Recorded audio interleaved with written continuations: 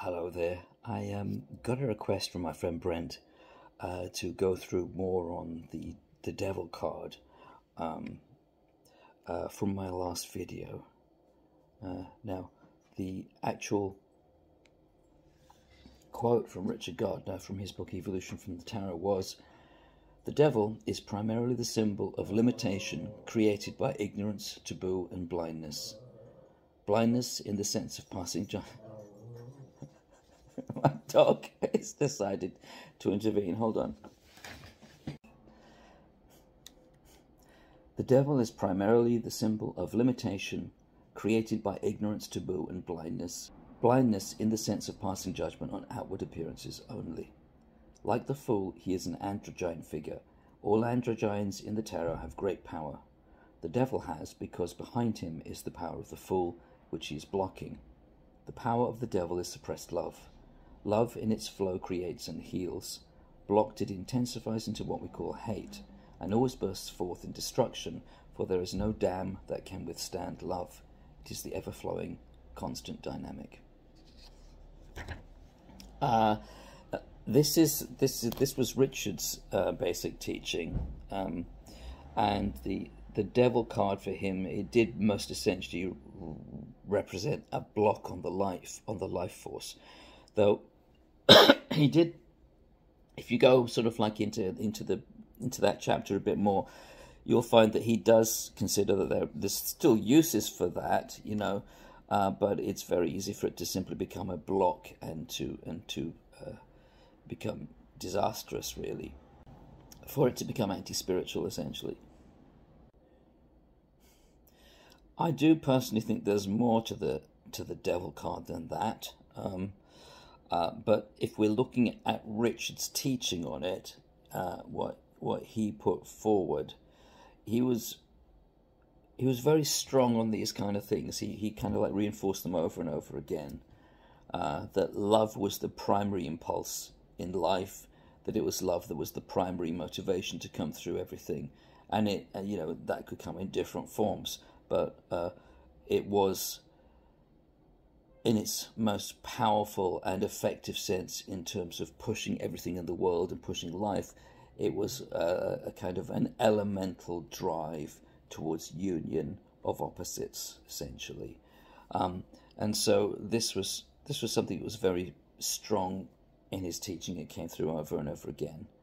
And that when that was blocked, it couldn't be blocked, basically. So what happened was that you tried to block it, and it came through in other ways, in distorted forms, for instance, so love turns to hate, or what have you.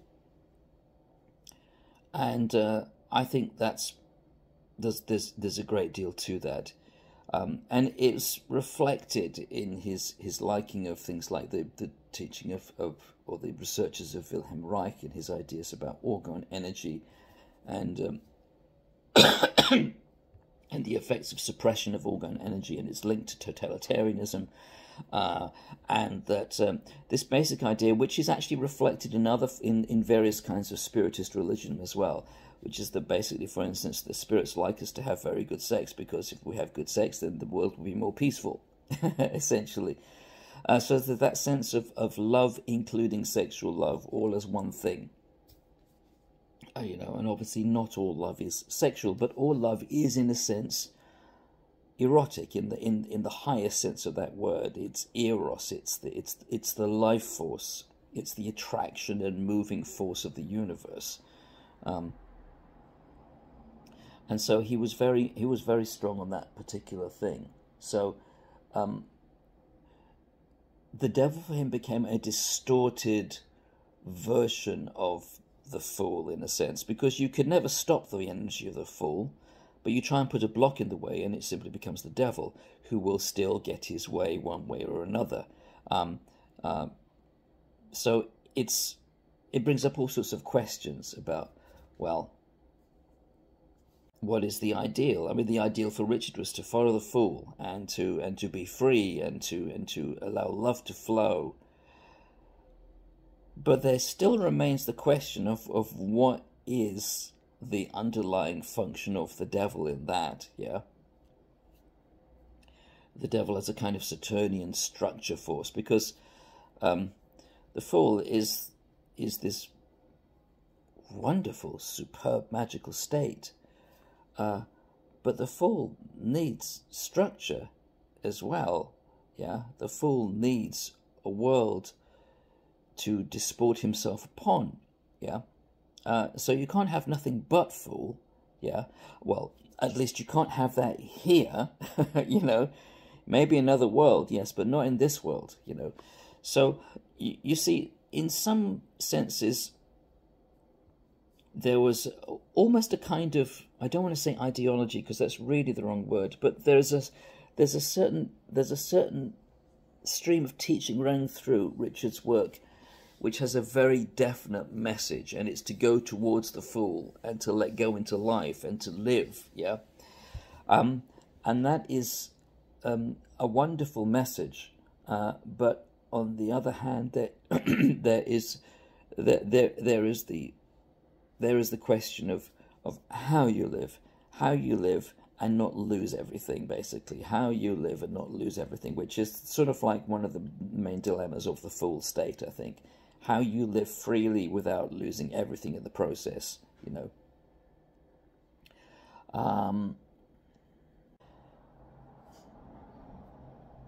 And I mean, now what's interesting, of course, in the tarot as well is if you look at the designs, and this was made very, very clear in the, for instance, the Pamela Colman Smith designs, which were made in conjunction with Arthur Edward Waite, who was a member of the Golden Dawn.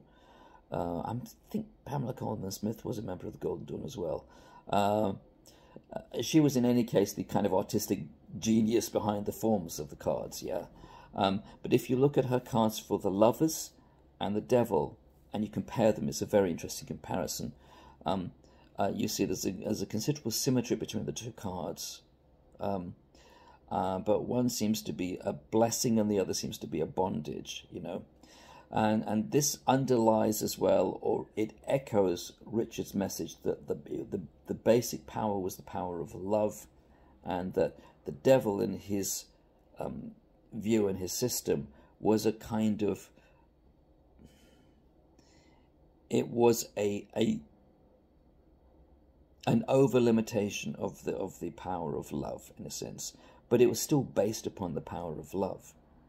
Power of love was still the essential reality, but the devil became a kind of it became a distortion, and it was distortion based on materiality, and that's the other thing. I mean, for instance, Richard says the devil is primarily the symbol of limitation created by ignorance to blindness in the sense of passing judgment on outward appearances only. And I think you could also say from here, this is what you get when you have nothing to base your perceptions on apart from brain consciousness. Yeah, it's materialism and materiality. So, and that's the thing of it. So it's kind of there is some sort of a link to the element of earth as well, which you would expect, because the earth is where our bodies form. And so that's where we get this mechanism that we can become sort of trapped in terms of our consciousness. So the devil illustrates that as well. Now,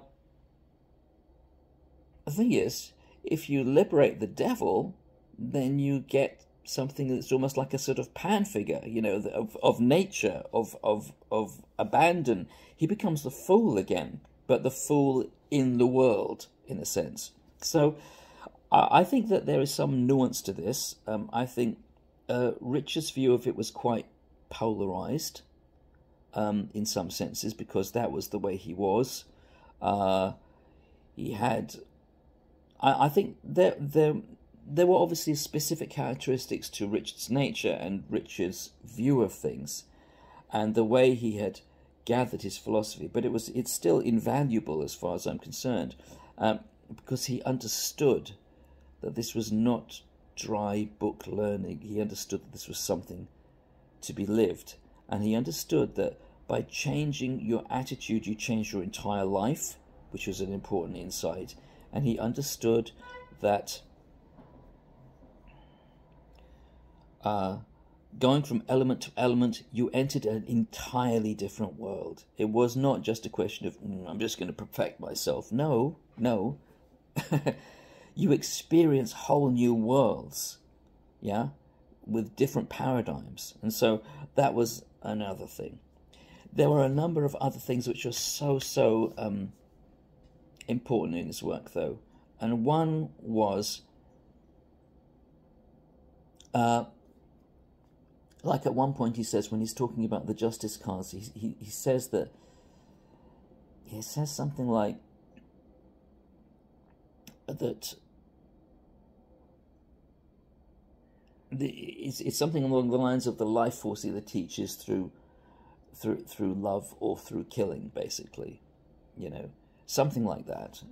Can't remember the exact wording, but he had this very strong thing, which I think you find it in. I think this is coming from both people like Gurdjieff and people like Wilhelm Reich, because he tried to reassemble what he sensed was a kind of a forgotten wisdom that had been dispersed across many different disciplines, and that so it was a matter of reforming and recollecting, remembering this lost wisdom. And one of the things he had was that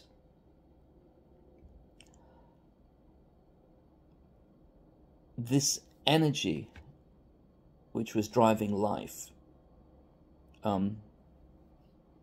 there was obviously a kind of tension inherent in this whole process as it builds up, you know, as it's on its way to fulfillment, but it doesn't get there yet. And the thing is that as far as he was concerned, this tension, this process could be released either through love or through bloodshed, basically, through killing. Those two things released the life force. And so, as far as he was concerned, we had to, well, we could choose which way we wanted to go. We could choose which method we wanted to use. But the point was that life itself will get what it wants in any case. It will get what it wants, you know. And all this stuff that people have about, I'm going to save the world, I'm going to save the world. The world doesn't even need you to save it. It's fine. It's going to do whatever it wants, and it will do it how it wants. So forget it. Yeah, you're not that important. But the thing is, we can decide if we are going to fulfill this potential for us to actually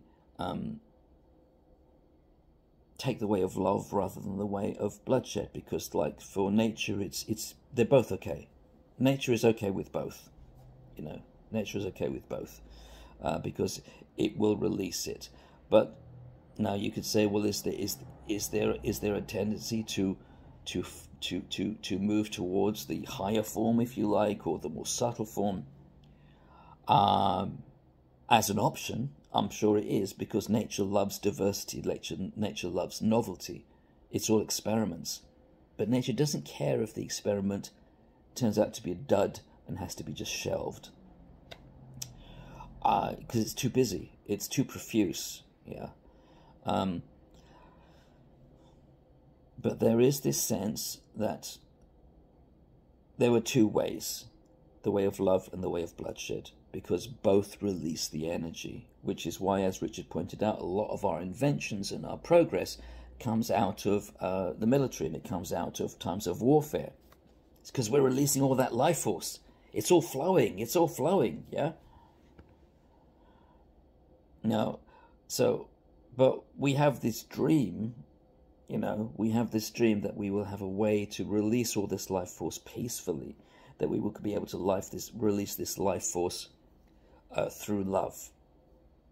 And for Richard, that in part involved sexual love, because for most people they needed sex to do it, essentially. And that needed, I think it certainly is, however you look at it, it is an erotic mysticism, if you like. Now, the other insight that Richard had was that the key to this choice was goodwill, essentially, and attitude, which was, I think, a tremendous insight, because most people who talk about this sort of stuff go off into esoteric mechanics of sexual magic or something, you know, and all the stuff that's basically in their head. He was very sensible, and he understood that one of the most important things was goodwill. And as far as he was concerned, this was the key. This was the absolute key to our replacing blood sacrifice with another method of our getting to the goal. Of the combination of water and fire consciousness, and the release of the tension, and the release of the life force, and the whole process flowing. The key to replacing bloodshed, or switching from bloodshed to love, was goodwill, which I think is I think was a very, very profound insight. You know, is there anything else I could say on this? I think that's all for the moment, but any more questions, come back, you know. Yeah, that's about it. And see everyone soon. Bye. Hello, I just got a few more ideas last night, so I just thought I'd try and put them down with respect to the Devil and the Fool card, and the fact that it's the same force behind the two of them, and that force most essentially is love in its broadest sense, not so much in the sentimental sense, but in a fuller sense of it. Richard characterized the devil as being a block on the life force, but of course it's not just an out-and-out block, because if it was just a block on the life force, if there was a complete block, then there would simply be nothing, you know, manifesting. So it's conditioning. Now, what sort of conditioning is it? Well, in a sense, it's the conditioning of form, and the limitations of form and materiality, and the limitations of embodiment, and of things like brain consciousness. So, in a sense, that's what it is. You know, it's that limitation. It's the thing that we see through in the experience of things like the Hanged Man, where we suddenly see that we've been seeing things the wrong way round. But because there's basically the same life force, the same thing behind both the Fool and the Devil, you can see that it's love expressing through both. Now, for Richard, the Fool was the ideal. It was the unconditioned. It was the pure and the unconditioned. But the Devil is also the life force, but it's the life force in our embodied life, in a sense, and it focuses on one of the problems with that, really, which is that we get caught up in it. We identify with it. So we identify with our body. We identify with our emotions. We identify with our ideas.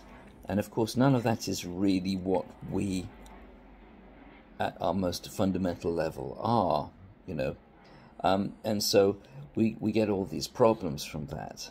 And part of the problem is that the life force gets blocked or partially blocked, and it gets distorted, and it's as if it gets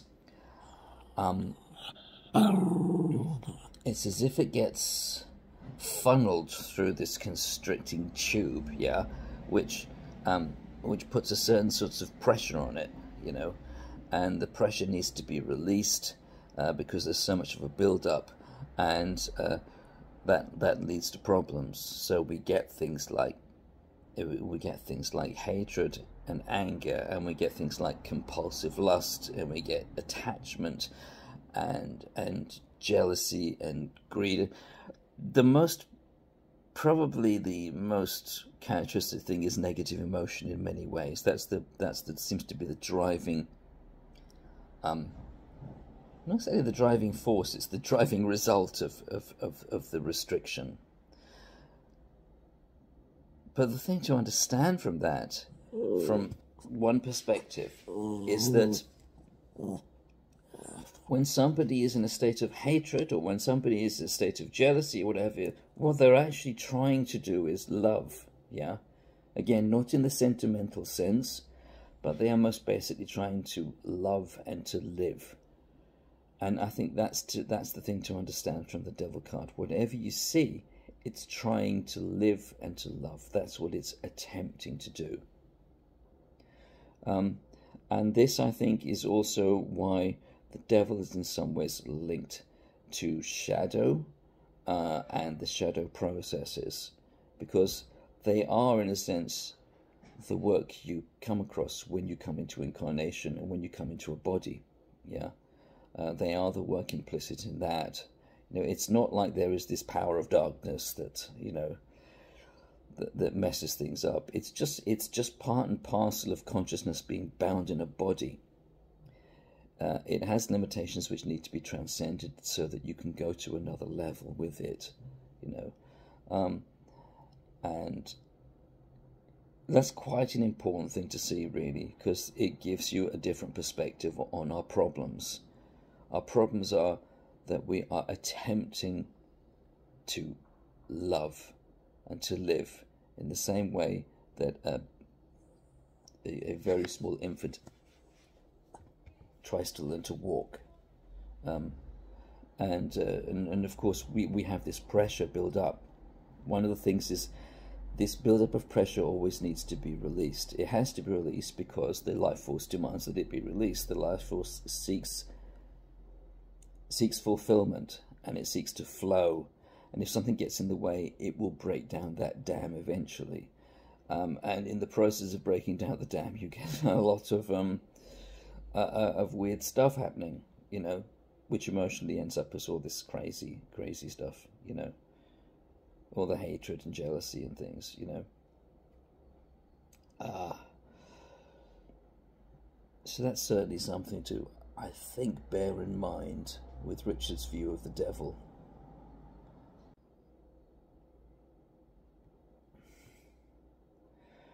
Now, the other thing to maybe consider and to think about is that the Devil is the life force carrying the burden of unconsciousness.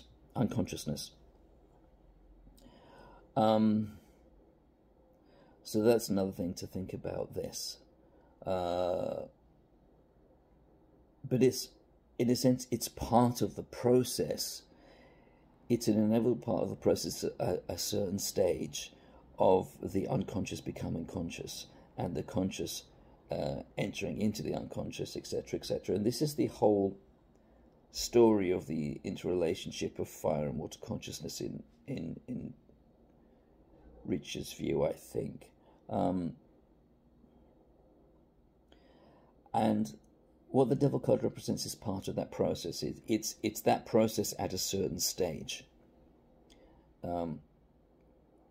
It's at a stage of, I guess it is at a stage of ignorance in a sense, which we all are at that stage, you know, in various ways. But the other thing to remember about the Devil card is it also represents judgment, ignorant judgment, basically, which is to say judgment based upon outward material appearances rather than, say, insight into the most fundamental nature of things, or to the position of a particular person, or things like this. That inward understanding of where somebody is coming from, and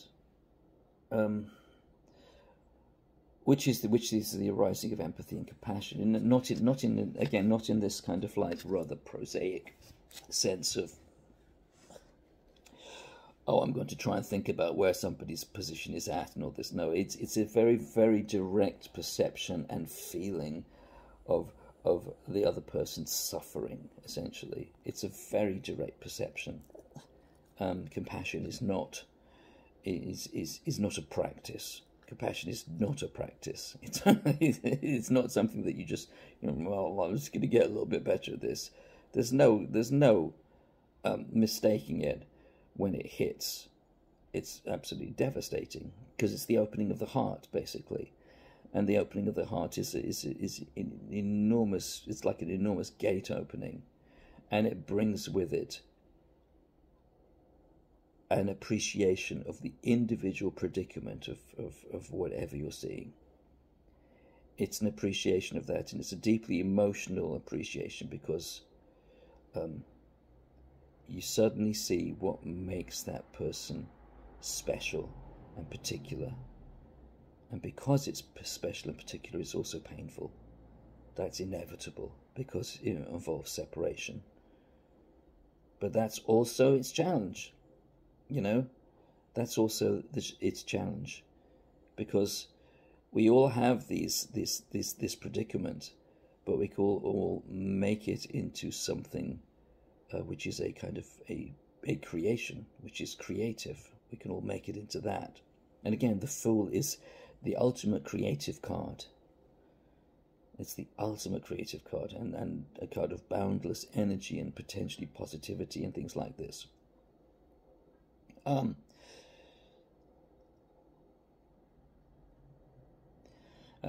in terms of sort of like, the conscious, well, the unconscious being made conscious, it's even there in some of the cards, like in the Pamela Coleman Smith designs. You'll see that the devil figure is holding a flaming torch downwards. Now, why would he be holding a torch downwards? Well, that's because that's where the light has to go. It has to go down into the darkness, yeah. And if you actually look at the design, you'll see that the two characters, and this is common to most, I think, pretty much all traditional tarot packs, the two characters that are supposedly in bondage to him actually have their chains or bindings around their necks, which bind them to the devil figure. But you'll see that the bindings are actually loose enough that if they want to, they can take them over their heads. So you see, this also involves things about free will, as far as we have free will, and it shows that this is all a matter of things we do to ourselves as well. That's the other thing about the devil. And a tremendous amount of our suffering is not something that it's not something that we endure. It's an activity we take part in, albeit unconsciously. Yeah, so this is, again, it comes back to unconsciousness and consciousness. Anyway, I think that's as far as I can go with this, and my dog seems to want to. He has the last word on it anyway, being a little beastie. Yes, you are. But I will sign off here. I hope that's helpful anyway. And I'll speak to you soon. Bye.